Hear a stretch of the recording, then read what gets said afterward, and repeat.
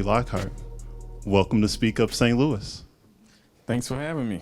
Yes, thank you so much for being here, for being a part of this second experiment that we've been doing with Speak Up Live.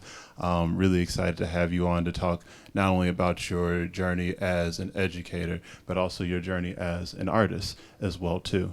So if you want to go ahead and just tell the folks a little bit about yourself and, who you are and some of the work you're doing.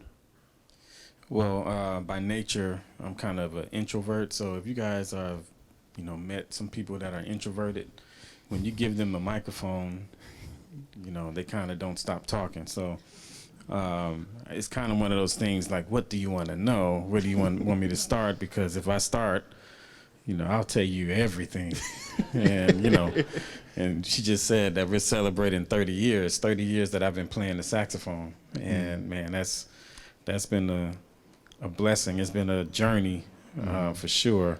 But I'll try my best to give you the concise version. For sure. So you just interrupt me or just say, hey, don't man, worry, I got you. You're kind of talking too much. Right. All right. So like she mentioned before, I was born and raised in Miami, Florida. And I come from a musical family-ish. My grandfather was a singer, vocalist, and I grew up and he sang in church, but it's not not one of the traditional gospel churches. We sang hymns out of the hymn book, and I would go to church and, I would fall asleep every Sunday, but he would be singing those hymns and sound so good. I mean, he could sing all of the harmonies. He was a baritone. So he had a nice deep voice. He was always whistling and singing something. I mean, every time I turn around, I hear him singing, always singing. And he actually sang with the Tuskegee, Tuskegee Institute, the Jubilee Singers. He was a part of that before he went to war in World War II. So I'm not going to go down that rabbit hole. But anyway, he is probably the person that really gave me my influence with music. And then I have a cousin that's also a pianist and saxophonist, and he was my music teacher. He was a professional musician. I mean, I would always hear him practicing, and he played piano just as well as he played saxophone. And he has 2 degrees from Juilliard School of Music, and he was my elementary music teacher. So it was a blessing to be around him because, we had the best of the best training. He took us to the Bahamas and to Jamaica to perform. It was great, growing up around him. So to make a long story short, I started very young at this place called the African Heritage Cultural Arts Center. And I would go there after school, and I'll be trained in every area of the arts. So I learned music, art, dance, theater, photography. I did it all. And we got professional opportunities. So much so, like I was a professional dancer, believe it or not. I got moves, y'all. You'll never see them, but just know that they in there somewhere. Not at the Speak Up Live. Yeah. Nah, you ain't gonna see them here. But, so I danced for CeCe Peniston. We opened up for Queen Latifah at a McDonald's Music Festival back in the 90s. So we're doing our thing. So what type of dance we talking about? You popping and locking, you break dancing, what you doing out there? I'm from Miami. So if you know what goes down in Miami, everything you just mentioned, all of the above. We salsa gets down there. All of the above. Right. So yeah, I was trained in everything. It was a beautiful experience. I didn't know what I had, of course, because I hadn't seen anything else, but it was great. That center literally changed my life. I come from a single parent home, so my parents got divorced when I was 5. So it was a place of refuge for us, for my sister and I. My mom was working. She could take us to that center while she, had to get off work late, and she knew that we were in a safe place. So I'm trying to speed up, y'all. I'm trying to move it. So I got my first experience playing in band or in the music ensemble at the Cultural Arts Center They started me off on flute. And from that experience, all of those years ago, it helped me to deal with the students that I would have maybe 25 years later. Because I was one of those kids that just sat there with that flute. They gave me that flute, and I was like, I can't get the sound out of it. I'm like, man, this. Because it wasn't for you. I can't deal with this thing, man. What is this? It's not. I'm getting dizzy. I can't just whatever, right? I started with strings before that, and that drove me up a wall. I told my mom, "Don't take me back there." You know, maybe I didn't realize it at an early age that I had a good ear, because I couldn't stand it when everybody else was playing out of tune. It just like I just couldn't take it. Right. So, but I got introduced to the saxophone by Melton Mustafa, he passed in 2017, but he was a jazz trumpeter, and he also wrote for the Count Basie Orchestra. So he was just getting off the road from the Basie band under the direction of Frank Foster, and he came back and he started to teach these bad kids at the Cultural Arts Center, and we were one of them. We didn't know who he was, nor who Count Basie was, or any of those famous people that he had played with, but we just know he had this big thing on his lip from playing the trumpet, and we used to pick on him like some bad kids. But right. But he introduced me to the saxophone, and I loved it. Like, we kind of chose each other, me and the horn. Right. And so it seems like there's three things that kind of this larger takeaway of, one, this world perspective that you're gaining through the arts. One, world-class teaching as well, too. But then also your personal journey that, at least to me, seems like a lot of the things, they intersected to what you do now with the Hill Center for the Arts. And so I guess some of the things that kind of come to me is like when you were talking about the safe space that the Cultural Center was for you, how did you find that some of those things were translating over to the work that you're doing now? Yeah, back when I was 15, the director of the Cultural Arts Center, I heard him say in a meeting one time, he said, you know, this is Miami's best kept secret. And I didn't like that. I was like, man, why is it a secret? Why is it a secret what we're doing here? And this was in the inner city. Some people call the inner city the hood. And it was the hood, but it's okay. I mean, but some amazing things came from that place. Like our dancers dance with, they grow up, they go on and they dance with Alvin Ailey dance troupe.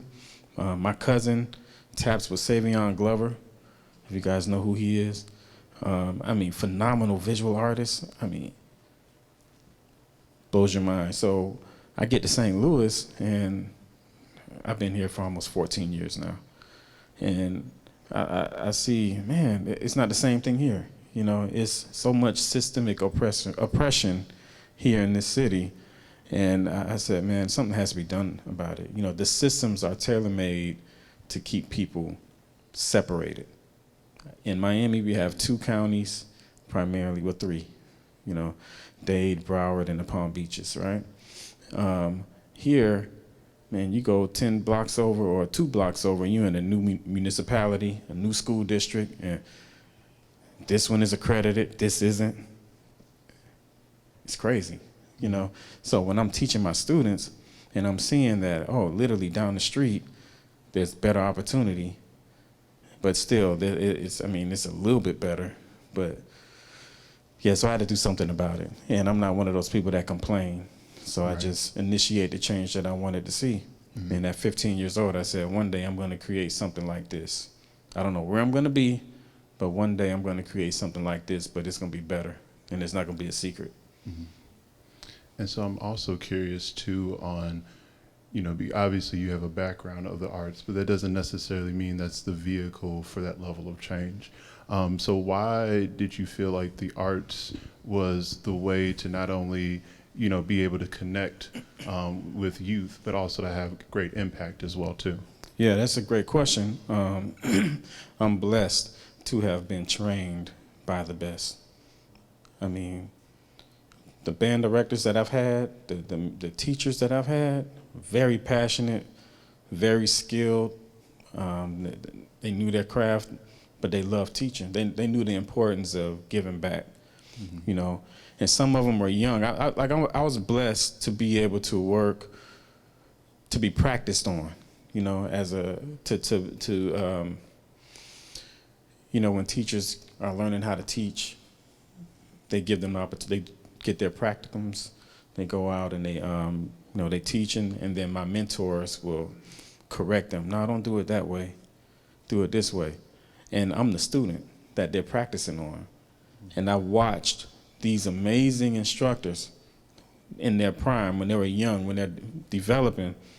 I watched everything that they were doing, the mistakes that they made, and how they were being corrected. And this is before I even got a degree.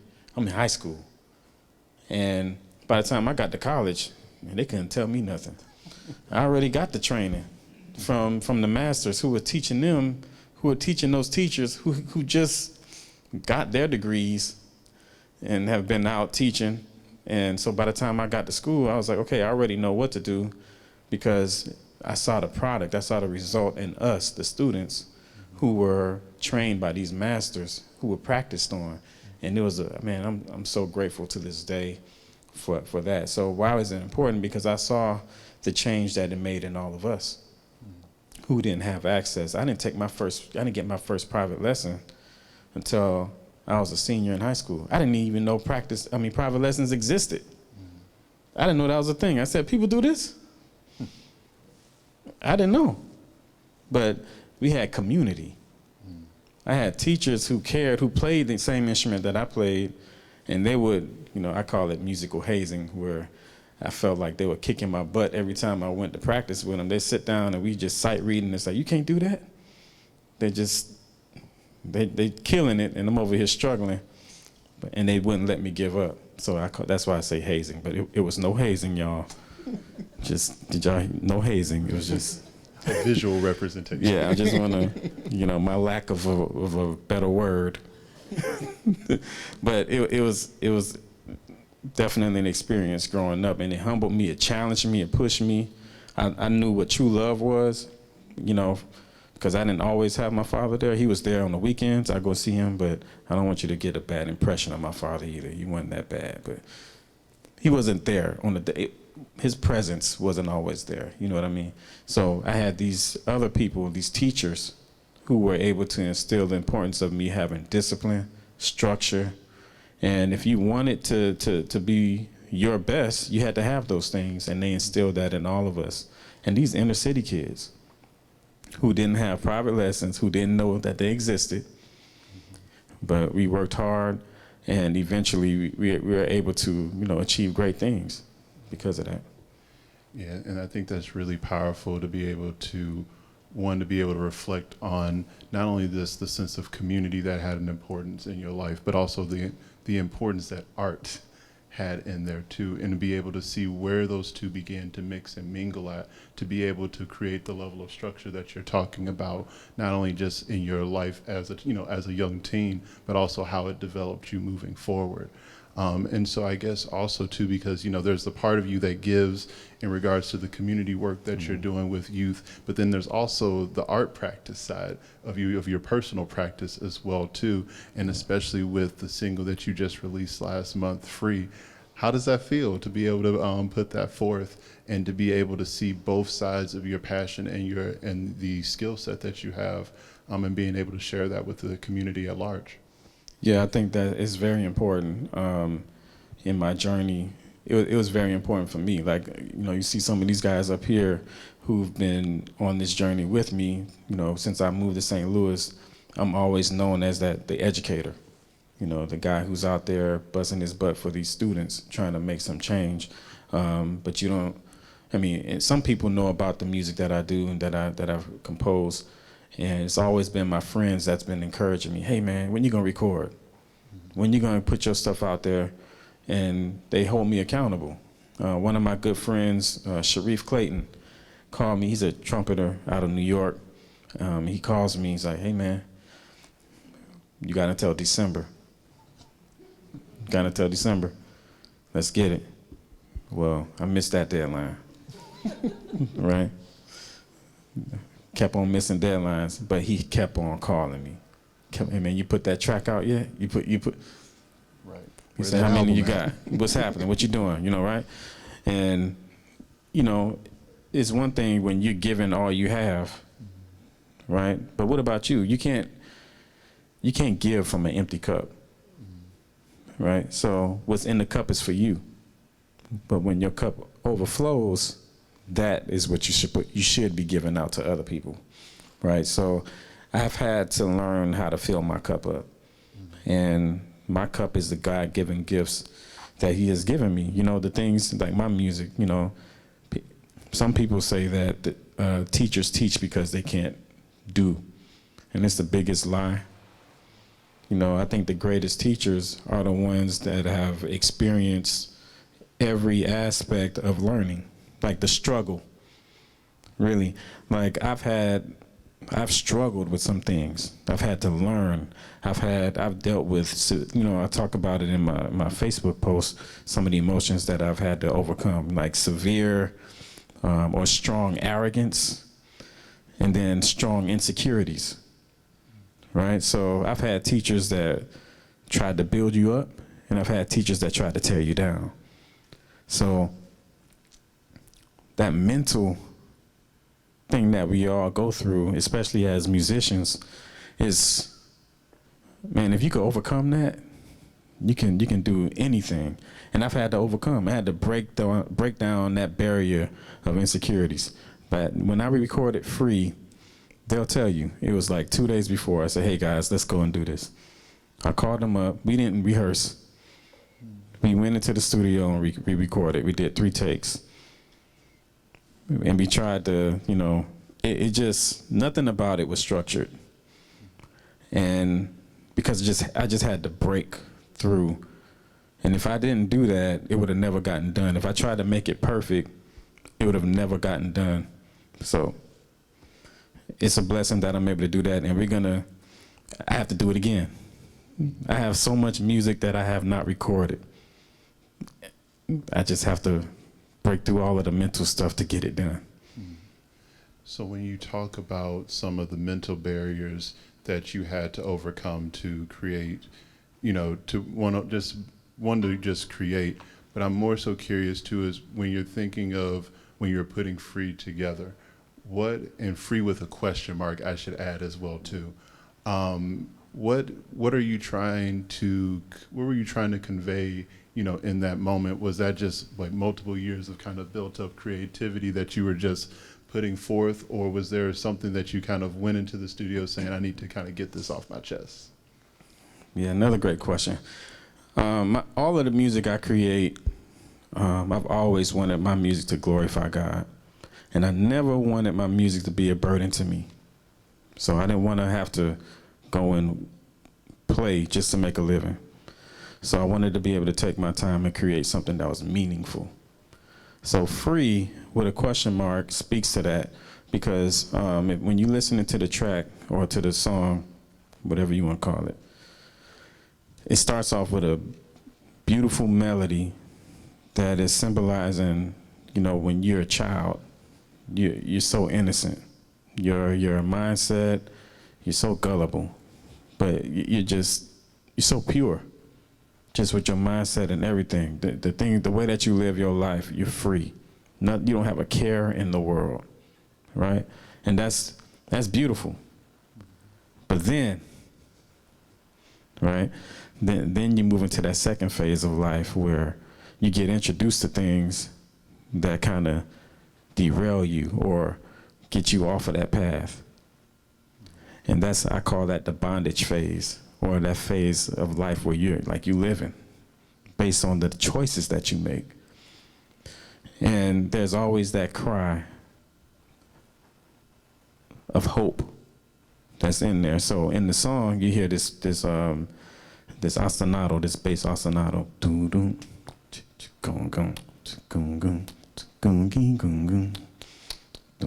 That's like that bondage, speaking of that. And you have to work through that. You know, some people spend their whole lives in that phase. in bondage. And it's sad, but it's because of the choices that they make. So when you listen to freedom's call, you can have true freedom if you choose it, which at the end of the song is why we get back to that beautiful melody, because freedom can be had if you choose it. And it's a choice. So are you really free? That's a good question. Yeah. And that's why you left a question mark in the title. Yeah. And so I guess one of the things that just came up to, obviously it's just a guidepost at this point. Yeah. I'm curious on when you're thinking about that for yourself, because when I hear free, especially with a lot of the things that are going on around the world as well too, one of the first words that came to mind when you were talking about that was a level of liberation. Because at first when I saw free, I was thinking, you're talking about more so of some of the outside structures that help hold us down. But what you're talking about is a more internal struggle that's happening in that space. And so I'm curious on when you think of free, or even when you think of what that means in the sense of liberation, like what does liberation look like for you from self? When you're thinking about, all right, this is where I'm at, but this is where I'm trying to get to and go and become. I'm curious on that. Yeah, again, it's all about choice. Mm-hmm. I've heard people say, manage your attention, manage your distractions, manage that, and you could be successful. You can do anything you want to do if you manage your focus.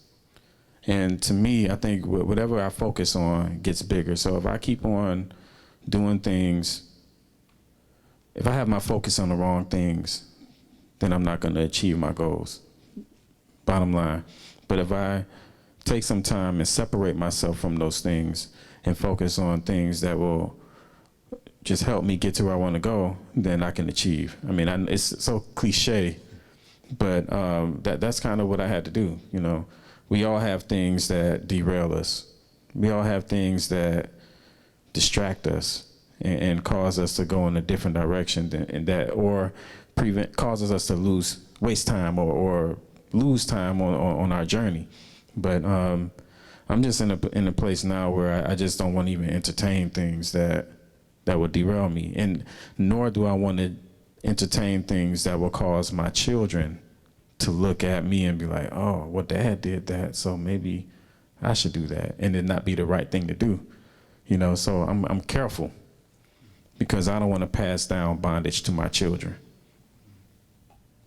I think that's really interesting, the level of self-reflection that you're able to have, not only one for yourself and your family, but I can imagine students probably hear you saying those things as well too. They'd be like, dang, Mr. Lockhart keeps saying the same thing over and over again. Yeah. But it's important to be able to have those life lessons, and then also being able to understand all the experiences that have gotten you to this point, like 30 years of sax. There's that's not just playing the sax, but that's the journey and experience of like living with this instrument, with this passion, and to be able to pass that on to somebody else is really beautiful. Yeah, it makes me sound so old, man. I didn't mean to do that. I didn't mean to do that. I was 9 years old when I started playing, y'all. Okay, so there you go. For sure. So a couple other things, because we're going to wrap up for some Q&A as well too. First, how can folks keep up with you, the work that you're doing, whether it being from the education side or the artistic side as well too? Well, I'm on social media. I have a website. My personal website is harveylockhart.com. It needs to be updated, but bear with me. My nonprofit is HEAL, HEAL, Center for the Arts.org. That's arts with a S. ARTS, HEAL, Center for the Arts.org. And we have Instagram, Facebook, and I think TikTok, at HEAL, Center for the Arts.org. And I'm on Instagram at HEA Lockhart, I believe. Yeah. And yeah, I'm around. I'm around. For sure. And then the final question that we ask all of our guests, two-part question. One, what do you love most about St. Louis? And two, what do you want to see change? I've been in St. Louis almost 14 years. And the circle that I've been in, I love to see that St. Louis is really trying to get itself together, especially on the art scene. It is really doing some amazing things, especially here in Grand Center with the Kransberg Arts Foundation and all of the wonderful arts organizations here in town, like CAM. Everybody's really trying to make St. Louis that art hub what it used to be and greater, like really exceed that. And our country is recognizing it. And it's a beautiful thing to see us giving artists opportunity. But I kind of think we're overlooking the most important piece, which is the youth. We're investing more in the adults than we are in the youth. And it's sad, it's sickening. Sickening. I won't tell you. I mean, you could probably hear my demeanor changing because our youth are our future. And we're not investing in it. You go to any school, an urban school or even a city school, and take a look at their arts programs and compare it. Just do a comparison to another major city. I'm not going to say nothing negative, but the standard is not the same. And we can do better. And we wonder why there's so much crime in the city from the young people. It's because they don't have anything to do. Nothing meaningful, and we're not investing in integral art for young people. Integral. That's huge. Integrity means many things to many different people. But anybody with common sense can see that we're not producing integral art for youth, or not enough opportunities to help our youth really make some integral decisions in the way that they carry themselves into adulthood. So I think we could do a much better job at that. But we're making progress, and I'll try to leave us on a nice note. We're making progress. It's a great city, and it's growing. Well, we appreciate the honesty around that as well, too. But we also appreciate the work that you're doing in building safe and creative spaces for the youth to be able to find those passions that you found many years ago as well, too. And so thank you so much, Harvey, for being a part of this conversation. I really do appreciate it. Oh, thank you for having me. Yes. And so real quick, we'll go into some Q&A. Does anybody have any questions for Mr. Lockhart himself? Hi, how are you doing, Mr. Lockhart? That's Irvin Neal right there. So, when are you going to put out your album?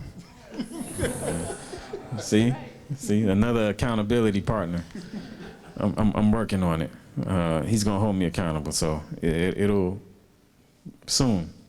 He's been playing with me since I've been in St. Louis, playing drums. So back in 2010 is when I came, and he's been the guy that I call, and he's a brother. So soon, bro. We can work it out. I wanted to ask, during your bio, you talked about Miami and then St. Louis. What brought you from Miami to St. Louis? That's the one piece of the puzzle that's kind of floating in my head, like, hey, how do you get out here? Yeah, everybody usually asks that question in a different way. They ask it like this: why you come to St. Louis?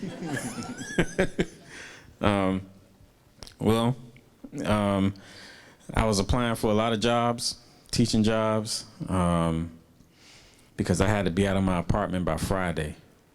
And I was applying. I got called back to Houston. I was going to go to Houston. But they said, yeah, we could take you, but it won't be until December. I said, oh, man, okay. Then my jazz studies director said, "Hey, man, I have a former student of mine that's the fine arts director in St. Louis." He said, "I'm gonna have him call you." He called me. He said, "Yeah, send me your application." You know, I've never been to St. Louis before, y'all, at that point. So I sent my application. He said, "Yeah, we ready. We'll take you right now." And it was for Riverview Garden School District. I had never been there, never been to St. Louis. They said, "Yeah, we'll take you." And I had to be out of my apartment by Friday. So that's a short story of it. But there's some more reasons too, but that's the short answer. It's less of a question, but more like a conversation still. You talked about overcoming like arrogance as, I wrote it down, hold on. Overcoming arrogance and like how that correlates basically to pursuing freedom, because I feel like as a creative, we get into those modes when we really start smelling ourselves, and it's hard for us to kind of break away from that and really get back to what it really is about, which is the pursuit of the art. So overcoming that, like, could you talk about that more a little bit? Yeah. I've always been a hard worker. Like, when I start something, like I'm gonna stick with it. So I think I've learned to be a disciplined person because of my training. So I was good. I was good early age. Like when I was in middle school, when I was in elementary school, 6th grade, I was about to going up to middle school. I could already play better than everybody that was up there. And then, you know, so I'm first chair. And it's like, yeah, I know. Nothing you can do. I don't even have to, just stay over there. You're not getting this first chair no time soon. Same thing in high school. Came in as a freshman, and I could play better than everybody except for one senior. And I said, "Okay, man, you could have it this year. You're going to be out of here next year." And then I'm the man again. Undergraduate in college, same thing. Section leader in marching band. I was like, man, I don't even want to be here because y'all can't play better than me. And sometimes there's silent arrogance, right? Like you're dismissive. So I just got to the point where I got humbled. First of all, I had to go through that phase. I got humbled. I got around some people that can play, and I got around some directors who tried to humble me. I don't know why they felt the need to do that, but sometimes they do that. They'll say, "Well, he's good, but he needs to be humbled." And I don't know if that's always good. I think life itself will humble you when you get in certain situations. But I say I went through being extremely arrogant as a child.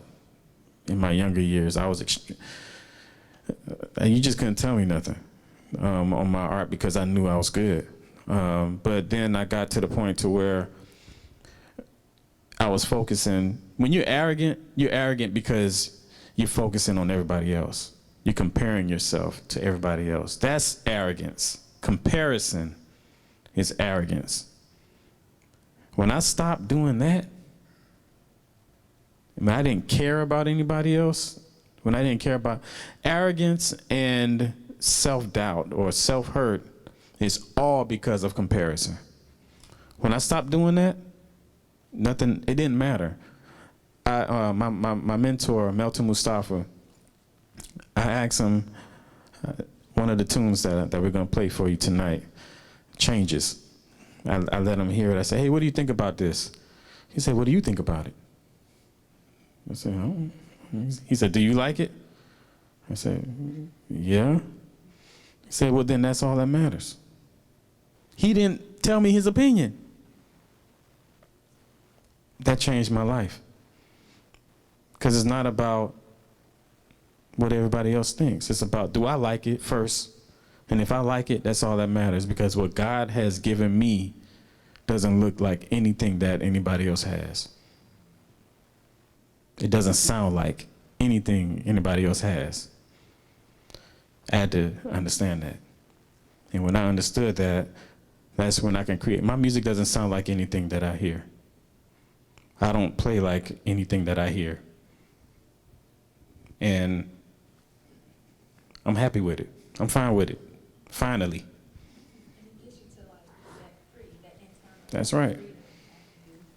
I said, and it gets you to like that internal freedom that you kind of were talking about with the, like how Q was saying that it turns inward. The freedom is the free part isn't like the external free. It's that internal free that will allow the art to just speak. Then let the art do the work. Yeah. Yeah. What has been created has already been created. What God has put in me is something new that needs to be in the earth. Something different, because everything else already exists. Yeah, how you doing, Mr. Lockhart? You were speaking on that the youth is the future. Being part of Hill Center, what do you have in place set for younger kids, and what you can give back to them? Yeah, so the way that we teach our students at Hill is the same way. Like, there's no comparison. We have young kids. Our model is to have the young students be around the older students. And the older students were once younger students, and they stick with us, and we create this family atmosphere. So when we go out and play, it's everybody together.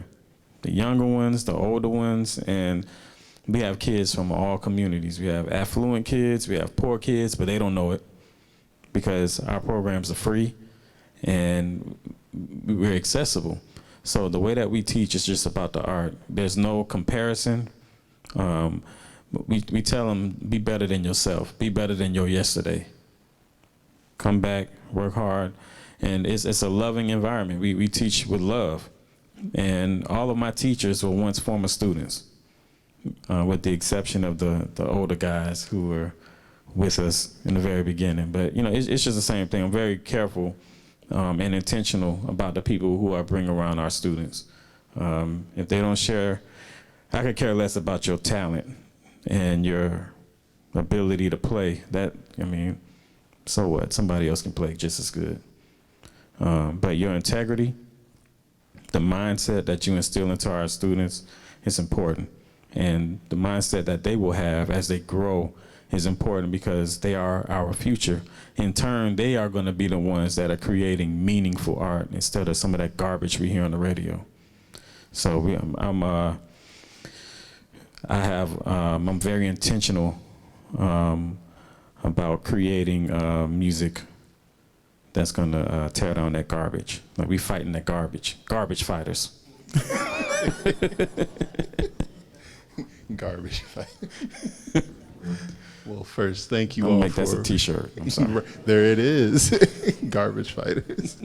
Well, first, thank you all for being a part of the Q&A and being a part of this live episode as well, too, because it's, Speak Up St. Louis, it's about all of our voices.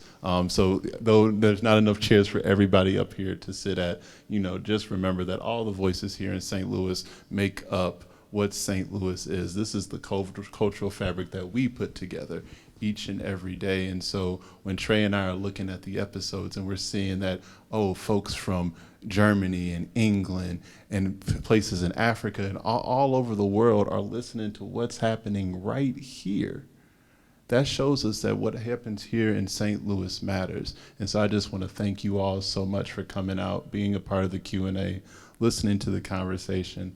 Harvey, thank you again. Can we please give Harvey a round of applause?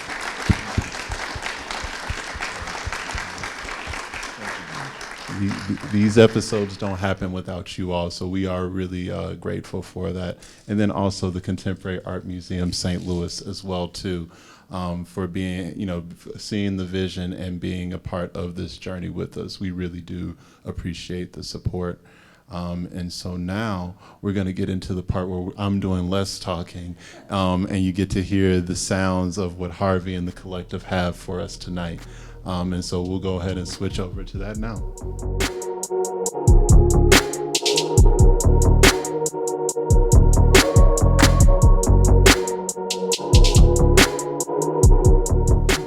This is entitled Beautiful Dahlia. And before we start, let's give a round of applause for these wonderful musicians on piano, Ryan Marquez. My brother Jason Brewer on trumpet. My other brother Ben Wheeler on bass.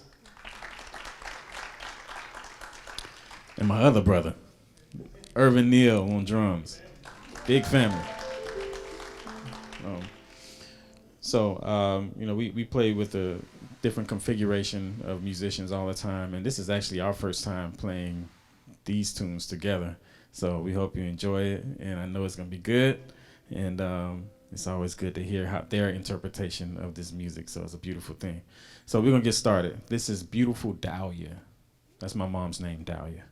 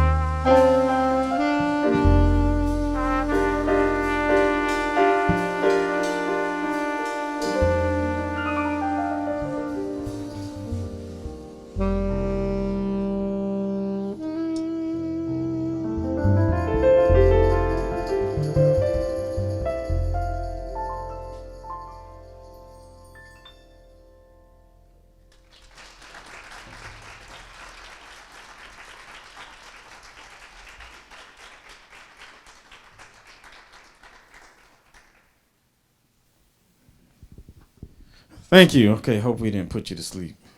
Well, I mean, it might be a good thing. Rest is good. I know I need some.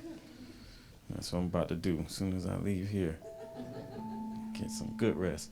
All right, so that was Beautiful Dahlia, and that's on YouTube, guys, if you want to check it out. The very first time we performed it, when I was actually on my graduate recital at Northern Illinois University. So you can check that out. It's on YouTube. So we're going to do another one. This is called Changes, because this is when I was in graduate school that I wrote this one, because I was going through some changes. Yeah. I know it's there's no other way to put it. I was going through some changes, and there's no really big story behind it, but I was going through some stuff. So this reflects that.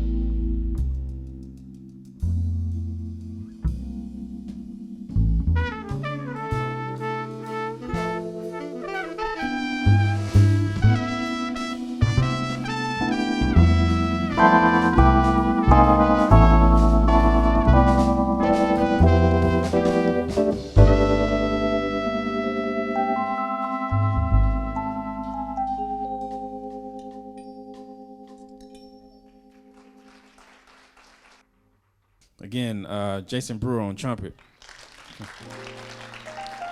Ryan Marquez on piano. Ben Wheeler on bass. Irvin Neal on drums. That was Changes. That's also on YouTube. You could hear a few versions of it on YouTube. But we're going to do one more for you. You guys have been a great audience. Thank you all for coming out. This is the one I want you to take your cell phones out and go on Spotify, Apple Music, and I want you to download it or purchase it. It's $1.27. We opted to get the, go ahead and pay that $1.25, $1.27. That's nothing.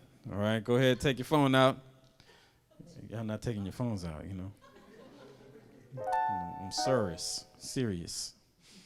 All right, take your phones out and go and stream this. Listen to it. It's a beautiful song. I think it is.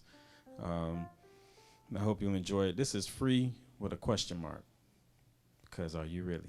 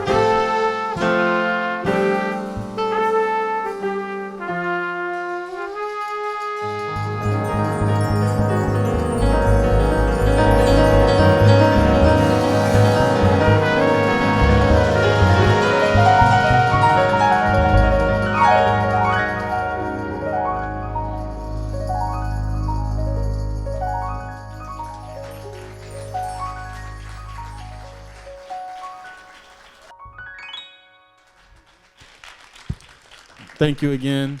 On piano. Thank you. On piano, Ryan Marquez. On bass, Ben Wheeler. On drums, Irvin Neal. Jason Brewer on trumpet. Give yourselves a round of applause sitting through all of this. This good stuff. Thank you all for coming out. We hope to see you the next time, wherever we will be, somewhere close by. So we hope to see you soon. Follow us on social media so you know where we will be next. All right. Thank you again. Take care.